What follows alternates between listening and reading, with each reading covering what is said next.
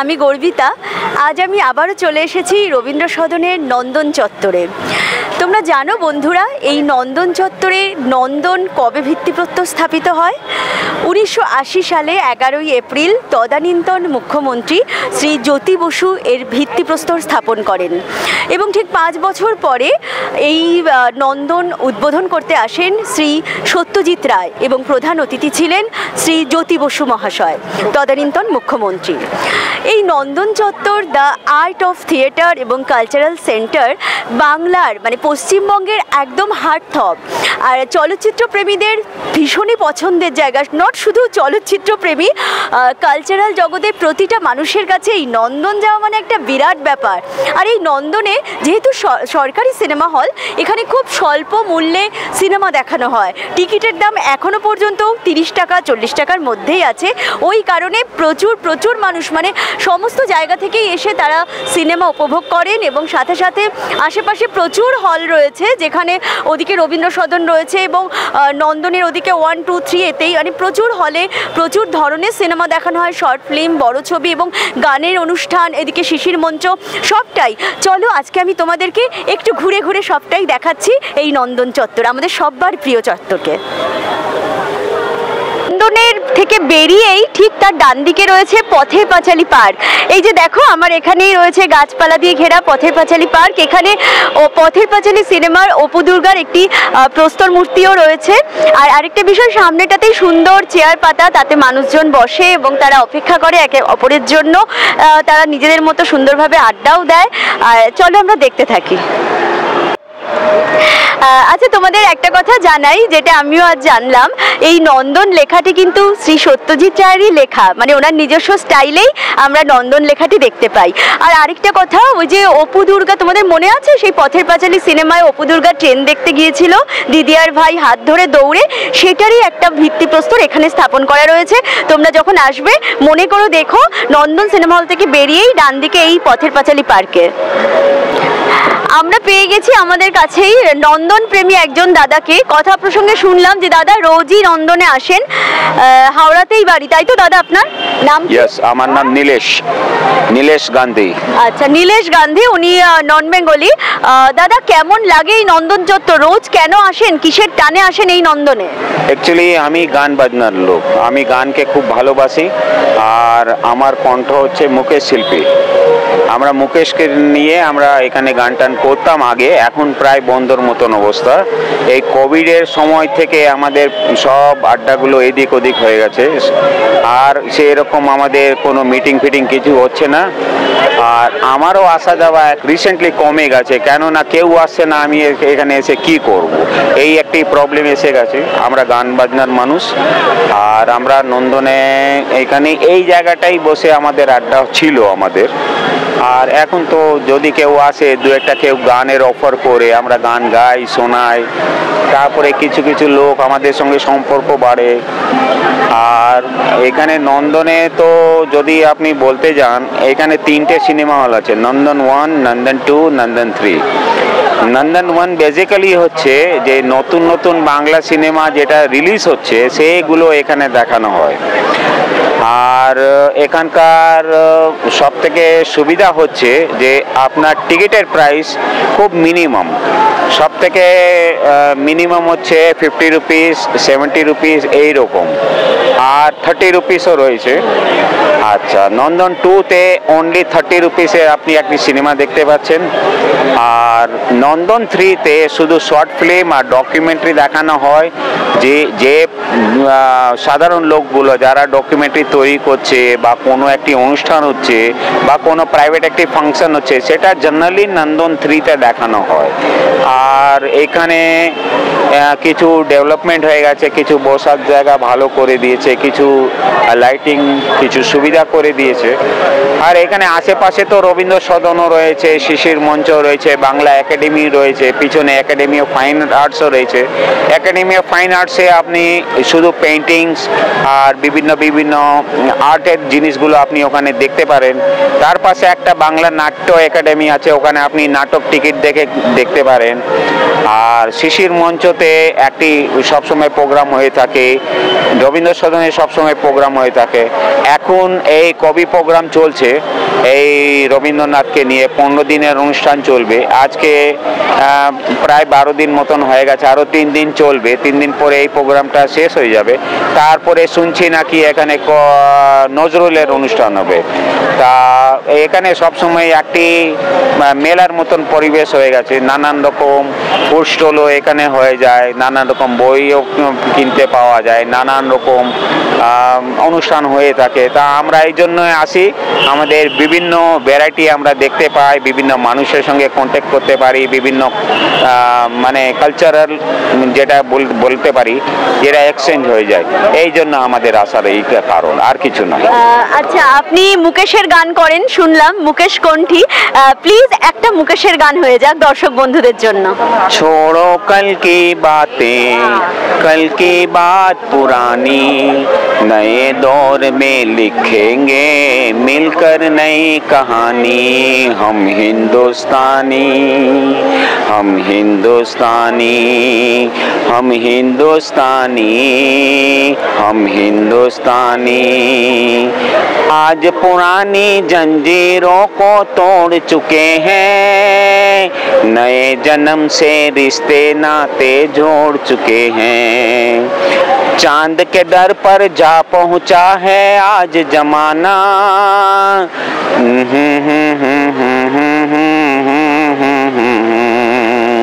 नया दौर है, नई उमंग है, अब है नई जवानी।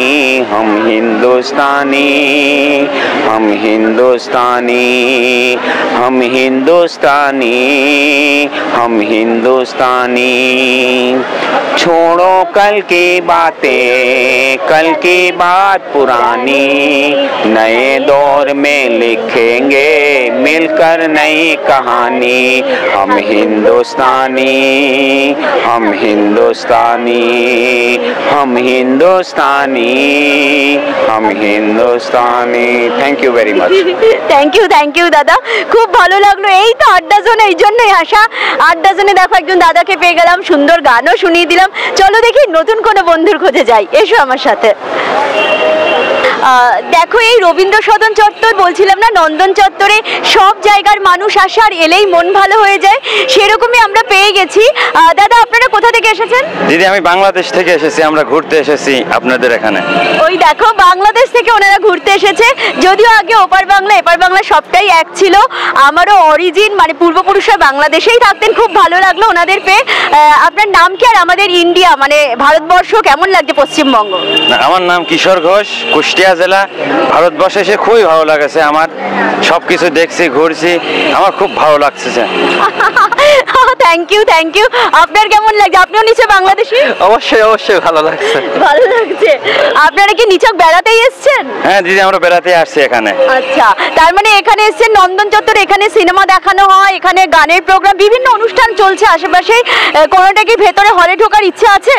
না আপাতত আমরা যাচ্ছি না, আমরা আপাতত বাইরে ঘুরে ঘুরে দেখলাম। আচ্ছা, বাইরেই ঘুরে ঘুরে দেখতেছেন। সবচাইতে রোমান্টিক বিষয় হচ্ছে তোমার মতো দিদির সাথে দেখা হয়ে খুব মজা লাগলো। থ্যাংক ইউ সো মাচ কিশোর, অসংখ্য ধন্যবাদ। আমি একটু বাঙাল কথা কইয়া দিই। হ্যাঁ ঠিকই, আমারও খুবই ভালো লাগতেছে তোমার সাথে, তোমাকে সাথে দেখা হইয়া।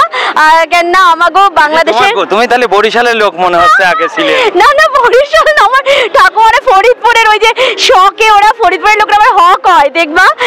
আর তোমার মাদের দিকটা ঢাকার। হ্যাঁ মানে বাংলাদেশ আমার ঘোরা হয়নি কখনো, কিন্তু আমার ইচ্ছে রয়েছে যাবার। দেখি তোমাদের হাত ধরেই ঘুরতে চলে যাই কিনা বাংলাদেশে। কেমন লাগছে? ভালো লাগছে বললে। তোমরা কি বিজনেস পারপাসে এসো নাকি শুধুই নিছক ঘুরতে? আমরা শুধুই ঘুরতে আসছি, সব জায়গা ঘুরেছি। আজকে সকাল থেকে ঘুরে বেড়াচ্ছি, এখন তোমার সাথে দেখা হলো, খুবই ভালো লাগলো দিদি, খুব ভালো লাগলো। Thank you. পুরী দেখেছো? পুরী, দীঘা? হ্যাঁ সব জায়গায় দেখে আসছি, সব জায়গায়। পুরী, দীঘা, দার্জিলিং সব জায়গা দেখে আসছি। কতদিন ধরে? আমরা 7 দিন ধরে। ও গড, মানে 7 দিনেই এত কিছু ঘুরে ফেললে? মানে 3 জন ছেলেই ঘুরছো? আমরা 3 জন ছেলে ঘুরছি, আমরা ঘোরার জন্য এসেছি। বাহ বাহ, সত্যি খুব ভালো লাগলো আমারও। মানে কিশোর বলছে যে আমার সাথে আলাপ হয়ে ভালো লাগলো, তেমনই ঠিক আমারও ভালো লাগলো ওনাদের সাথে আলাপ হয়ে, যে আমাদের পশ্চিমবঙ্গে কত মানুষ এরকম রোজ আসেন, বাইরে থেকে তো বিদেশিরা আসেনি দেখতে, কিন্তু ওনাদেরও যে খুব ভালো লাগছে। থ্যাংক ইউ সো মাচ, সঙ্গে থেকো আমাদের। তুমিও ভালো থেকো। Thank you. এই যে বললাম, নন্দনে 3টে হল রয়েছে, নন্দন 1, নন্দন 2 এবং নন্দন 3। নন্দন 1-এ ছবি দেখানো হয় যেগুলো বড় বড় ফিচার ফিল্ম, এবং সেগুলোর মানে টিকিটের দাম খুবই কম, খুবই সামান্য, 30 টাকা দামেরও রয়েছে, আবার 50, 70 এইসবের মধ্যেই ঘোরাফেরা করছে। তো বাঙালি যেহেতু আমরা বাজেটটা খুব হিসাব করে চলি, তো তাই জন্য খুবই সস্তায় সুন্দর জায়গায় এসে সুন্দরভাবে সিনেমা দেখা যায় নন্দনে সরকারি হলে। এবং নন্দন 2-তেও ভালো ভালো নতুন নতুন ছবি রিলিজ করে, সেগুলোতেও তোমরা এসে দেখতে পারো ছবি। তবে নন্দন 3-তে ম্যাক্সিমাম তোমার প্রাইভেট কোনো প্রোগ্রাম হয়, কোনো সেমিনার হয়, এবং এটাও হয় শর্ট ফিল্ম ফেস্টিভ্যালগুলোও হয় নন্দন 3-তে। আর ডকুমেন্টারিগুলোও নন্দন 3 সিনেমা হলেই দেখানো হয়। তোমরা চলে এসো নন্দনে বন্ধুরা, এবং দেখতেই পাচ্ছ পুরো আড্ডার মুডে, মেলার মুডেই থাকে। এখন কবি প্রণাম চলছে, মানে রবি ঠাকুরের জন্মদিন গিয়েছে 25শে বৈশাখ, সেই প্রোগ্রাম এখনো হয়ে চলেছে। কদিন পরে আবার নজরুল ইসলামের জন্মদিন আসবে, সেই উপলক্ষেও প্রোগ্রাম হয়ে যাবে। সুতরাং তোমরা আসো এবং যে কোনো না কোনো হলে ঢুকে যাও। এখানে পাশাপাশি শিশির মঞ্চে আজকে রবীন্দ্রসঙ্গীতের প্রোগ্রাম হচ্ছে, এখানে রবীন্দ্র সদনে হয়, ও পেছনেই রয়েছে ফাইন আর্টস অফ একাডেমি যেখানে থিয়েটার হয়। তো রবীন্দ্র সদন চত্বর, নন্দন চত্বর এলে মন ফুরফুরে হয়েই যাবে। ও আরেকটা জিনিস জানো তো, আমি একটু আগেই লক্ষ্য করছিলাম, সব বয়সী মানুষই রবীন্দ্র সদন এই নন্দন চত্বরে এসে থাকে, মানে কিশোরী থেকে একদম বয়স্ক, সব ধরনের যুবক যুবতী, প্রেমিক প্রেমিকা, মানে সকলেই এই নন্দন চত্বরে আসে। এবং এটা যেন একটা প্রেমের জায়গা হয়ে গেছে, মানে বিষয়টা সত্যি প্রেম পবিত্র, সুন্দর, বারবারই আমি তোমাদের বলি, সুন্দর একটা অনুভূতি। আর সেটাও খুব সুন্দরভাবে এই নন্দনে রবীন্দ্র সদন চত্বরে এসে মেলে ধরে নারী পুরুষের উভয়েরই মনে। এসো, তোমাদের ভালো লাগবে, কথা দিচ্ছি। রবীন্দ্র সদন থেকে বেরোলাম, বেরিয়েই ঠিক বাঁদিকেই দেখো এরম ভাবে আমি এগোচ্ছি, এই যে যেখানে এগোচ্ছি তোমরা দেখতে পাচ্ছ তো একটা মূর্তি, দেখো পুরো মূর্তি। তো তোমরা নিশ্চয়ই বুঝতে পারছো না কি দিয়ে করা হয়েছে বিষয়টা, মানে অ্যাকচুয়ালি আমিও বুঝতে পারিনি প্রথমে, তারপরে শুনলাম যখন সত্যি আমি অবাক হয়ে গিয়েছিলাম। গাছ, সেই গাছ আমাদের প্রাণদায়ী, জীবনদায়ী একটি জিনিস। গাছের অক্সিজেন নিয়েই আমরা বেঁচে থাকি। সেই গাছ যখন মরে যায় তাকে তো কেটেই ফেলা হয়, সেটাই তো আমরা জানি। বাট এখানেই দেখলাম যে গাছকে কেটে কিভাবে একটা শিল্পের ছোঁয়া দেওয়া যায়, কিভাবে একটা মূর্তি স্থাপন, মূর্তি প্রতিষ্ঠা করা যায়, তার প্রকৃষ্ট উদাহরণ হচ্ছে দেখো। মানে আমি হাঁ হয়ে যাই যখন এটা দেখি, যে শিল্পীর কি শিল্পী সত্তা, কিভাবে করেছেন, এটা অপূর্ব অসাধারণ একটা দৃশ্য। আর এখানে এসে তোমরা সকলেই সেলফি তুলবে, আমি জানি প্রচুর মানুষই তোলে, খুব মজা পাবে। তার আগে দেখে নাও সুন্দর করে, দেখো কি সুন্দর হাত দুটো, আমি তো মুগ্ধ হয়ে দেখি, অবাক হয়ে দেখি তাকিয়ে।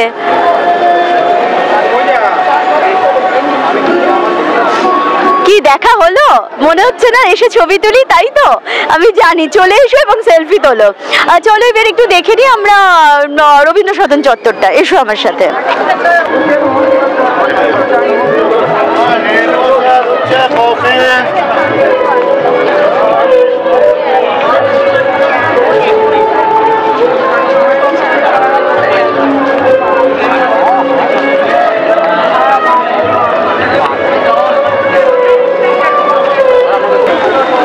আচ্ছা, এই তো আপনাকে রোজই প্রায় আমি নন্দন চত্বরে এলেই দেখি, আপনি কি রেগুলারই প্রায় আসেন?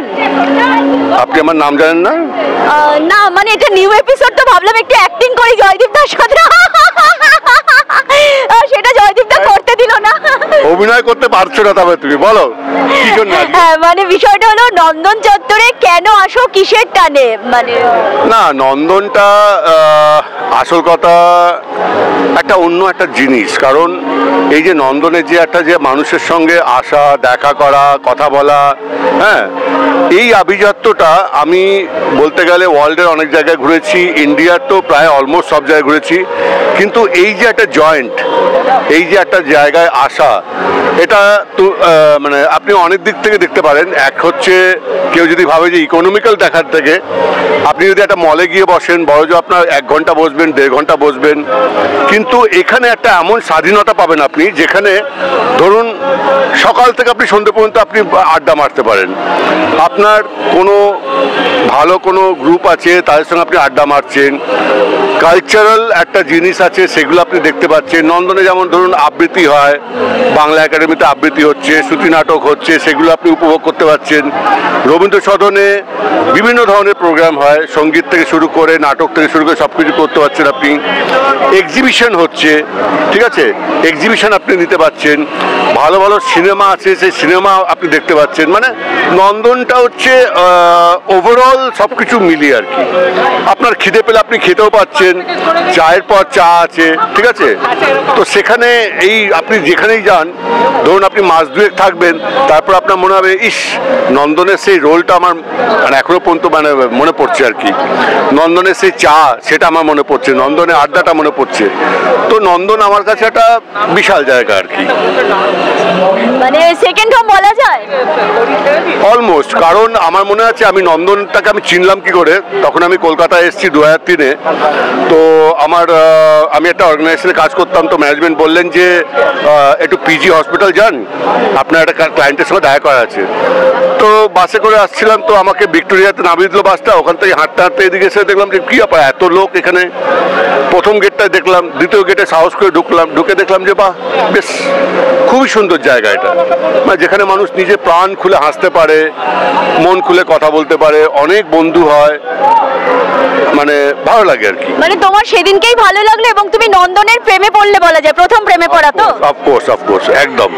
আর সেই প্রেমের টানে জয়দীপ দা রেগুলার প্রতিদিন এখনো পর্যন্ত 2003 সাল থেকে 24 সাল পর্যন্ত রোজই আসেন, তাই তো? দায়িত্ব নিয়ে। এবং এখানে আমি কিছু জিনিস আমি করেওছি, যেটা একসময় নন্দন খুব একটুখানি মানে ইয়ে ছিল, যে যারা পার্শ্ববর্তী এলাকা থেকে আসতেন তারা ভাবতেন নন্দন মানেই একটা নেশা করার জায়গা, একটা অমুকের জায়গা। কিন্তু আমি আজ থেকে আমি আপনাকে বলছি 2012-13 কথা, তখন এখানে আমি একা মানে এই নেশা জিনিসটাকে আমি উঠিয়েছি। আমাকে সাথ দিয়েছেন আমাদের হেস্টিংস থানার প্রশাসনরা, ঠিক আছে, ওনারা সাথ দিয়েছেন। আর আজকের ডেটে নন্দন একদম পরিষ্কার জায়গা, নন্দনে কেউ নেশা নেই, কিচ্ছু নেই। সিগারেট টিগারেট তো চলে, সেটা কোনো ব্যাপার নয়, বাট চা সিগারেট এগুলোই চলে, এছাড়া কোনো ইয়ে নেই। এখন আপনি ফ্যামিলিরা আসতে পারে, এখন বন্ধু বান্ধব আসতে পারে। একটা সময় ছিল যখন ফ্যামিলি আসতে ইতস্তত হতো, মানে এত একটা নোংরা মানে পরিবেশ করে রেখে দিচ্ছিল, বাট এখন নন্দন ফ্যান্টাস্টিক। হ্যাঁ একদমই তাই, এখন বাচ্চারাও সহজেই এসে সবার সাথে দেখবেন যে বাচ্চারা আসে, দেখবেন আপনি ফ্যামিলি আসে, এই যে আপনি ক্যামেরা ঘোরালে বুঝতে পারবেন একজন বয়স্ক মহিলা পিছনে আসছেন, ঠিক আছে। তো এনারাও একটা উদ্যোগ নিয়ে আসেন আর কি, যে নন্দনটা কি জিনিস বলে। তো এইগুলো ভালো লাগে দেখতে আর কি, যে বয়স্করা আসছে নিজেদের মতন হাঁটতে দেখুন কি আছে। দিনের শেষে মানুষ একটুখানি নিজের সময় কাটাতে চায়, নিজের মতন করে বাঁচতে চায়, সেই বাঁচাটা নন্দন দেয়। বাহ, সত্যি খুব সুন্দর বললে জয়দীপ দা ভালো বলে। তোমরা প্রত্যেকটা এপিসোডেই তো দেখতে পাও আড্ডা চলে গর্বিতার। চলো দেখি নতুন কোনো বন্ধু কিছু বলবে কিনা। আচ্ছা, এখানে কেউ কিছু নন্দনে আসা হয় প্রায়? হ্যাঁ, এইটাই মানে আসা হয়, কেমন লাগে, কিসের ভালো লাগে? এত আলো, এত মানে নানান রকম রঙিন, এবার ভীষণ ভালো লাগে। এত আলো প্লাস হচ্ছে এই রঙিন জামা কাপড় পরা, এত সব রকম রঙের মানুষ দেখতে পাই, এটা মন ভালো হয়ে যায়। মেলা টাইপের না? একদম তাই না। এখানে অনেক শিক্ষাগত যোগ্য মানে যত রকম প্রোগ্রাম হয়, যারা আবৃত্তি, গান, নাটক, যে যা করে দেখতেও ভালো লাগে। তার কারণ এই জায়গাটা তো একটা শিক্ষার জায়গা, একটা শিক্ষামূলক জায়গা, ঠিক আছে। তবে এখানে আসলে পুরো মানে হ্যাঁ মনে হয় যেন একটা রবীন্দ্রনাথ ঠাকুরের একটা বাড়িতে, মনটা আমার তো ভীষণ ভাবে টানে। মানে রবীন্দ্রনাথ ঠাকুরের বাড়ি মনে হয়, ভাবো মনে হয় আমার পারি মনে হয়। এবং আমার খুব ভালো লাগে এই জায়গাটায় আসলে পরে, যে শুধু আড্ডা না, মনে হয় যেন ওনার কোথাও একটা ওনার স্পর্শে আছি। ভালো, আমি যেমন শান্তিনিকেতনে আমি যাই, আমার ভালো লাগে। আচ্ছা, আপনি কি নিজে পার্সোনালি গান বা কবিতা কিছু করেন? আমি নাটক করি, নাটকের সাথে যুক্ত আছি, আর মাঝে মাঝে মাঝে কিছু করি। হ্যাঁ, করি না একেবারে তা না, যখন যা পারি করি। আমার খুব ভালো লাগলো দিদির কথা শুনে। দিদি বললেন যে মনে হয় যেন রবীন্দ্রনাথের বাড়িতে রয়েছে, রবীন্দ্রনাথ ঠাকুরের বাড়িতে, এই অনুভূতিটা দিদি পান। আর আরেকটা বিষয় আমার সত্যিই মনে হয় যে, মনে হয় না, এটা সত্যিই যে এখানে সব গুণী মানুষ আসেন, মানে প্রতিটা মানুষের মধ্যে শিল্পী সত্তা আছে, এটা আমি বিশ্বাস করি। আর এখানেও এত গুণী মানুষ, আর এলে এই যে মন ভালো হয়ে যায়, পাশের দিদিও বললেন। আর এই দিদিও অভিনয়ের সাথে যুক্ত, নাটক করেন। দাদা কিছু বলুন যে কেন নন্দনে আসা হয়? নন্দনে আসি, এখানে অ্যাটমসফিয়ারটা এত ভালো লাগে এবং কালচারাল অ্যাটমসফিয়ার, মানে আমি কোনো এত কালচারাল অ্যাটমসফিয়ারটা পাই না। বিভিন্ন জায়গাতে বিভিন্ন লোক আসে এবং তাদের কালচারাল এত অ্যাক্টিভিটি যে আমি কোনো জায়গায়, এটা মানে মহামানবের মিলন তীর্থ এটা একটা, এই জন্যই আমার খুব ভালো লাগে জায়গাটা। আর আমি খুব ভালো লাগে এখানে স্মেটটা ভালো, মানে কি বলা যায় না, মানে এক কথা অতুলনীয় এটা। Thank you. আচ্ছা দেখো, আমরা ঠিক রবি ঠাকুরের পায়ের তলাতেই রয়েছি। একজন দিদি বললেন যে হ্যাঁ, মনে হয় যেন রবি ঠাকুরের, রবীন্দ্রনাথের পায়ের তলাতেই আমরা বসে আছি। আরেকজন দিদি বললেন ওনার বাড়িতে রয়েছি। তো রবি ঠাকুর তো গানে, কবিতায়, নাটকে সব কিছুতে বেঁচে আছেন। আমরা প্রপার সঙ্গীত শিল্পী নই, তবু ভালোবেসে গান গাই। সেরকমই একটা রবীন্দ্রনাথের গান দিয়ে ওনাকেই গঙ্গা জলে গঙ্গা পুজো করছি। রবি ঠাকুরকে আমাদের সশ্রদ্ধ প্রণাম জানাই। চলো শুরু করি সবাই মিলে। পুরানো সেই দিনের কথা ভুলবি কি রে, হায় ও সেই চোখের দেখা, প্রাণের কথা সে কি ভোলা যায়। হয় আরেকটি বার আয় রে সখা, প্রাণের মাঝে আয়, মোরা সুখে দুঃখে কথা বলি, প্রাণ জুড়াবে তাই। অসাধারণ, জয়দীপদা নিজে নিজেই বলে দিলেন অসাধারণ। একদমই তাই। যাই হোক, চলো দেখি অন্য মানুষ, তাদের খোঁজে যাই, তারা কি জন্য আসে রবীন্দ্র সদনে এবং নন্দন চত্বরে। এসো আমার সাথে। এবার আমি যেটা বলতে চাইছি যে এতক্ষণ আমরা গান করলাম, আমরা সবাই অনেক কিছু বললাম, কিন্তু এই প্রোগ্রামটার পেছনে যারা থাকে তাদের কিন্তু আমরা কখনো দেখতে পাই না, বা তারা মানে তাদের সত্যি তাই, তা অনেক কষ্ট করে তারা এই প্রোগ্রামটা অ্যারেঞ্জ করে, কিন্তু কখনো আমরা তাদের দেখি না যে তারা আমাদের সামনে ফ্রন্টে আসে। তাই আমি বিশেষ করে এইবার চাই যে এদের সবাইকে যেন সবাই দেখে, শুধু আমাদের না, আমাদের দেখলে হবে না। এবার হ্যাঁ ভাই, আমরা চাই তোমার ক্যামেরাটা তুমি একটু ধরো। আমি নাটক করি, আমাদের পেছনে তো সবাই কাজ করে, কিন্তু তাদের তো আমরা কেউ দেখতে পাই না, আমাদেরই দেখে, কিন্তু তাদের কষ্টটা, তাদের যে জার্নিটা তো কেউ দেখে না। আমি বলবো, আমি এটাই বলতে চাইছি যে যে কোনো প্রোগ্রাম, এই যে যেমন আমি নাটক করি, আমি সামনে আসি, সবাই তো পেছনে যারা আছে তারা তো কখনো পেছনে লাইটম্যান, ক্যামেরাম্যান এদের তো দেখতে পায় না। ফলে আমি চাই যে এই চ্যানেলের যারা আছেন, যারা সারাদিন এত কষ্ট করে আমাদের আনন্দ দেয়, তারা কিছু বলুক এবং তাদের যেন সবাই দেখে, এটাই আমি চাই। তুমি বলো তোমার কেমন লাগছে সারাটা দিন ঘুরে এত মানুষের সাথে পরিচিত হয়ে, তাদের সব কিছু যে তুমি গল্প শুনছো, তাদের লাইফ শুনছো, কেন তারা এখানে আসে, এবার তুমি বলো তোমার কেমন লাগছে এই সবার সাথে দেখা করে? হ্যাঁ, বেসিক্যালি দিদি খুব ভালো জায়গা ধরেছে। তো আমরা এই চ্যানেলটা যখন তৈরি করি, তার উদ্দেশ্যই ছিল যে আমরা এই আড্ডার জন্য গর্বিতার মাধ্যমে আমরা বিভিন্ন মানুষের কাছাকাছি যেতে পারবো, অনেক মানুষের সঙ্গে গল্প করতে পারবো, অনেক মানুষের সঙ্গে পরিচিত হব এবং তাদের ভালো লাগা, মন্দ লাগা, দুঃখ, হ্যাঁ, তাদের সাফল্য, সেগুলো হয়তো আমরা নিজেদের মধ্যে ভাগ করে নেব এবং আমরা অন্যান্য মানুষের সঙ্গে ভাগ করে নেবো আর কি। তো সেগুলো ক্যামেরাবন্দি করব, চ্যানেলে থাকবে, যুগ যুগ ধরে থাকবে, যদি ইউটিউব এটা। তো হ্যাঁ, তো সেই জন্য আমরা নামটাও দিয়েছিলাম যে আড্ডার জন্য গর্বিত, অর্থাৎ আড্ডা মারবো এবং আড্ডার ছলে বিভিন্ন মানুষের কাছে যাব, সে গুণী মানুষ হোক তাদের কাছে যাব, সাধারণ মানুষের কাছে যাব, তাদের গল্প শুনবো এবং তাদের গল্প শোনাবো আর কি। একদম একদম। হ্যাঁ বিষয়টা হলো দিদি খুব ভালো কথাই বলেছেন। এই যে যা দেখছো আড্ডা জোনে গর্বিত, সবটা পুরো কনসেপ্টটাই সমীরদার মাথা থেকে বেরিয়েছে, সমীরদার মস্তিষ্ক প্রসূত। উনি খুব অসাধারণ ডিরেক্টর। এবার হয় না যে কিছু একটা করি বসে থেকে তো লাভ নেই, তো সেই ফাঁকেই এটা বললে যে চলো এরকম করা যায়। সত্যি আমরা এই যে বিভিন্ন মানুষের কাছে পৌঁছি আমাদের খুব খুব ভালো লাগে, মানে এত অদ্ভুত একটা অন্যরকম আনন্দের অনুভূতি হয়, কত মানুষকে জানতে পারি। আর দিদি ঠিক সেই জায়গাটাই বললেন যে আমি বারবারই বলি সমীরদাকে তুমি কিছু একটা বলো, প্রতিটা এপিসোডে থাকো। কেউ তো দেখতে পায় না, না আমাদের সবাই দেখতে পায় কিন্তু ওনাকে তো কেউ দেখতে পায় না, তাই আজ এটা আমি চাইছি যে সবাই ইউটিউবে ওনাকে দেখুক, যে যার জন্য আমরা সার্থক, যার জন্য আমাদের সবাইকে দেখতে পাচ্ছে, সবাই আমাদের এর জন্য সার্থক হয়েছে। এবার সবাই একে দেখুক, আর কিচ্ছু। তো দিদির কথা ধরে বলি আর কি, যে আমিও নন্দন চত্বরে বহুদিন ধরে আসছি আর কি, যেহেতু কালচারাল জগতের সঙ্গে যুক্ত, মানে চেষ্টা করছি কাঠবিড়ালির মতন আর কি, মানে একটা বিরাট রাম সেতু তৈরি হচ্ছে আর কি কালচারাল জগৎ আমাদের ওয়েস্ট বেঙ্গল বা সারা ভারতবর্ষ জুড়ে। আমরা কালচারাল ক্যাপিটালের মধ্যে রয়েছি, তো সেখানে আমি একটা কাঠবিড়ালি হয়ে থাকার চেষ্টা করছি আর কি। তো আগে এখান থেকে সবাই যখন যেতাম নন্দন চত্বরে সবার মুখগুলো চেনা আর কি, তো তাদের সঙ্গে সেইভাবে পরিচিতি আর কি হতো না বা পরিচয় ঘটতো না। তো এই চ্যানেলের মাধ্যমে আর কি সকলের সঙ্গে পরিচয় ঘটেছে, তার নাম জানতে পেরেছি, তাদের সঙ্গে হাই হ্যালো হচ্ছে এখন। হ্যাঁ, তো সকলকেই আর কি চেনার সুযোগ হচ্ছে, তো এটা খুব ভালো আর কি। দিদি খুব ভালো টপিকটা ধরেছে, দিদিকে ধন্যবাদ, অসংখ্য ধন্যবাদ। তোমাদের সবাইকে অসংখ্য ধন্যবাদ। ভালো থেকো তোমরা। দেখো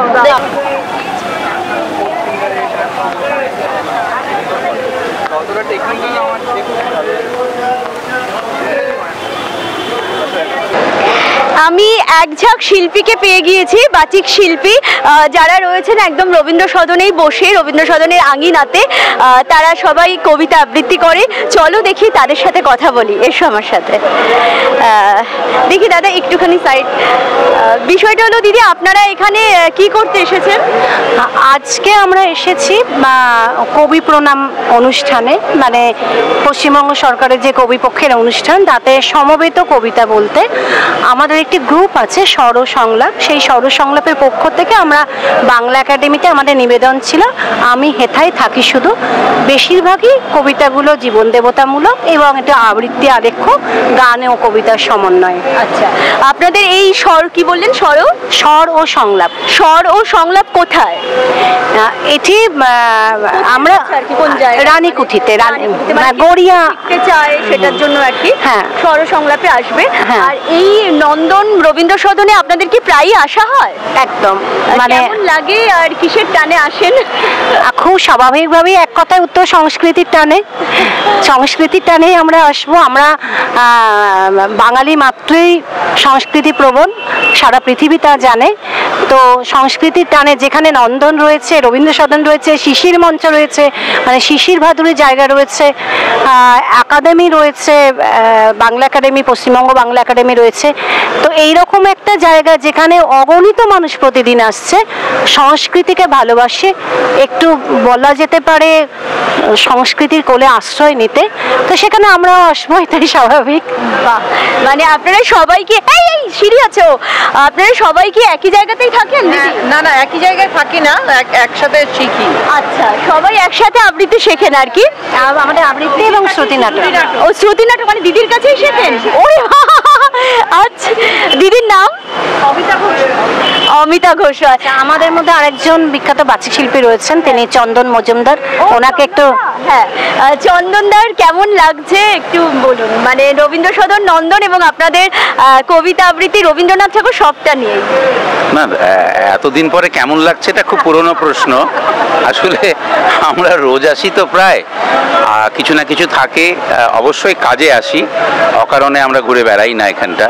কিন্তু এই সংস্কৃতি টানেই আমরা আসি। আমরা যেহেতু সংস্কৃতি চর্চা করি আর এই চত্বরটা সংস্কৃতিময়, বিশেষ করে কবিপক্ষের সময় মানুষের যে ঢল, সেটা আমরা একটু আগে আলোচনা করছিলাম যে কলকাতা আমরা এখনো গর্ব করি, বাঙালি আমরা সংস্কৃতি নিয়ে এখনো গর্ব করি যে আজকে রবীন্দ্র সদনে ঢোকা যাচ্ছে না এত লোক। কেন ঢোকা যাচ্ছে না? তার মানে কিছু মানুষ মানুষ গান শুনতে চাইছেন। এই সময়টা মানুষ না একটা একটা আবহের মধ্যে আছে, কবিপক্ষের আবহের মধ্যে আছে। সুতরাং আমাদেরও ভালো লাগছে, আর আমাদেরও অনুষ্ঠান ছিল। আমরা অনুষ্ঠান করে এসে ওই একটু কিছুক্ষণ বসেছি, একটু বোধহয় অক্সিজেন নিচ্ছি। আচ্ছা, কিছু কবিতা বা গান কোনটা শোনাবেন আমাদের দর্শক বন্ধুদের? কিছু একসঙ্গে কোনো শোনাবে? শোনান না একসাথে সবাই মিলে। আমি নিশিদিন তোমায় ভালোবাসি, এটা আছে। আচ্ছা, আমি একটু শোনাচ্ছি। চাই গো আমি তোমারে চাই, তোমায় আমি চাই, এই কথাটি সদাই যেন বলতে আমি পাই। আর যা কিছু বাসনাতে ঘুরে বেড়াই দিনে রাতে, মিথ্যা সে সব মিথ্যা ওগো, তোমায় আমি চাই। রাত্রি যেমন লুকিয়ে রাখে আলোর প্রার্থনায়, তেমনি গভীর মোহের মাঝে তোমায় আমি চাই। শান্তিরে ঝড় যখন হানে, শান্তি তবু চায় সে প্রাণে, তেমনি তোমায় আঘাত করি, তবু তোমায় চাই। চাই গো আমি তোমায় চাই, তোমায় আমি চাই। অসাধারণ অসাধারণ। ও দাদাকে কিছু বলতে বলছেন অমিতা দি, প্লিজ প্লিজ গান গান গান। কি না হবে, আমরা তো প্রস্তুত। দু লাইন প্রস্তুত নেই, যেটা ইচ্ছে। এই তো এখন আমি হেঁটাই থাকি। আমার এই পথ চাওয়াতেই আনন্দ, খেলে যায় রৌদ্র ছায়া, বর্ষা আসে বসন্ত। আমার এই পথ চাওয়াতেই আনন্দ। বাহ, ঠিক। থ্যাংক ইউ সো মাচ দাদা এবং অমিতা দি। আমি নিশিদিন তোমায় ভালোবাসি, তুমি অবসর মতো বাসিও। আমি নিশিদিন হেথায় বসে আছি, তোমার যখন মনে পড়ে আসিও। আমি সারা নিশি তোমা লাগিয়া রব বিরহ শয়নে জাগিয়া। তুমি নিমেষের তরে প্রভাতে এসে মুখপানে চেয়ে হাসিও। তুমি চিরদিন মধুপবনে, চির বিকশিত বনভবনে, যেও মনোমত পথ ধরিয়া, তুমি নিজ সুখ স্রোতে ভাসিও। যদি তার মাঝে আসিয়া, তবে আমিও চলিব ভাসিয়া। যদি দূরের পড়ে তাহে ক্ষতি কি, মোর স্মৃতি মন হতে নাসিও। হয়ে যাচ্ছে হাততালি দিদি। ছোট কবিতা, আমি ভেবেছি বড় কিছু। যাই হোক, খুব ভালো লাগলো দিদিদের সাথে আড্ডা দিয়ে, দাদার সাথে কথা বলে। চলো আমরা একটুখানি দেখিয়ে দিই। পুরো পেছনে ঝর্ণার মতো একটা সুন্দর লাল নীল ফোয়ারা উঠছে রবীন্দ্র সদনের ঠিক সামনেটা। আমি রয়েছি দেখো বাংলা একাডেমির সামনে, ঠিক পশ্চিমবঙ্গ বাংলা একাডেমি, যেটা নন্দন চত্বরেই রয়েছে রবীন্দ্র সদনে। এই বাংলা একাডেমিতে প্রত্যেক দিনই প্রায় অনুষ্ঠান লেগেই থাকে, এবং আমি নিজেও অনুষ্ঠান করেছি। এখানে কবিতা আবৃত্তির অনুষ্ঠান হয় এবং শ্রুতি নাটকের অনুষ্ঠান হয়। আর এই বাংলা একাডেমির ঠিক পাশেই রয়েছে জীবনানন্দ সভাগার, ওখানেও হয় শ্রুতি নাটকের বিভিন্ন অনুষ্ঠান এবং আবৃত্তির অনুষ্ঠান। যারা কবিতা শিল্পী, মানে যারা বাচিক শিল্পী, তারা সকলেই এই দুটো বাংলা একাডেমি এবং জীবনানন্দ সভাগারে অনুষ্ঠান করে থাকবেন। আমি নিজেও দুবার অনুষ্ঠান করেছি, একটা আবৃত্তির অনুষ্ঠান আর একটা শ্রুতি নাটকের অনুষ্ঠান জীবনানন্দ সভাগারে, আর আবৃত্তির অনুষ্ঠান করেছি এই পশ্চিমবঙ্গ বাংলা একাডেমিতে। অসাধারণ অনুভূতি হয়। যারা শিল্পী মানুষ তারা তো জানবেই, আর আড্ডা জনের দর্শকরা তোমরা এসেও দেখতে পাবে এই দুটো সভাগার। থ্যাংক ইউ সো মাচ পুরো ভিডিওটা দেখার জন্য। বন্ধুরা তোমরা পাশে থেকো, যারা নতুন এই চ্যানেলে তারা প্লিজ চ্যানেলটাকে সাবস্ক্রাইব করো। তোমাদের এই সাবস্ক্রিপশন আমাদের এগিয়ে চলতে ভীষণভাবে উৎসাহ দেয়। জানো তো, এই যে নতুন নতুন জায়গায় যাচ্ছি, নতুন নতুন মানুষের সাথে আলাপ হচ্ছে, তোমাদের সাথেও তো আমি আলাপ করাচ্ছি সেই সব নতুন মানুষদের। আমি জানি তোমাদেরও খুব ভালো লাগছে, কারণ এক একটা এপিসোডে আমরা এক এক ধরনের বানাই। আর তোমরা একটু কমেন্ট করো মাঝে মাঝে যে আমরা এই টপিকের ওপর বা ভ্লগ দেখতে চাই, তুমি ওখানে যাও এখানে যাও, প্লিজ বলো না, তাহলে ভালো লাগবে আমারও। আর তোমরা সবাই খুব ভালো থেকো, আনন্দ থেকো, সুস্থ থেকো, আড্ডা জোনে গর্বিতার সাথে থেকো সবসময়। টাটা।